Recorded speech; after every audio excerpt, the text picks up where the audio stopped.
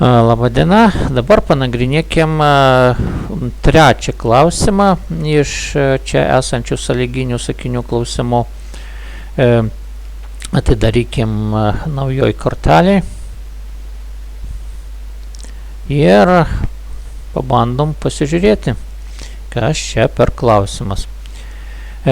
Kintamieji A, B, C priima atitinkamai reikšmės 3, 4 ir 2, kaip čia mes matom. O toliau pas mus eina sąlyginis sakinys if ir tokia gana įdomi sąlyga. Tai čia pas mus parašyta if not B daugiau arba lygu už C.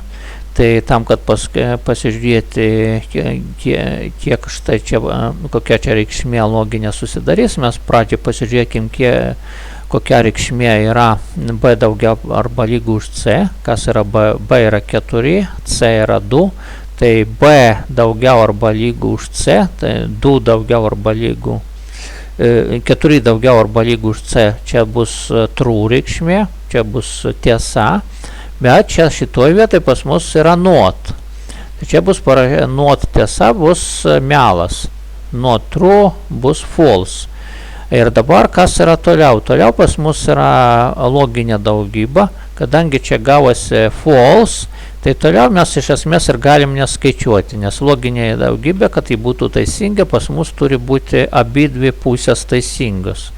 Užteko, kad va štai šita kairioji pusė tapo false, mes iš karto galim tada šitos dalies ir neskaičiuoti. O tai reiškia, kad mes iš esmės šitą veiksmą neatlikinėsim, o atlikinėsim šitą veiksmą, kuris ką daro, jis spausdina žodį ne.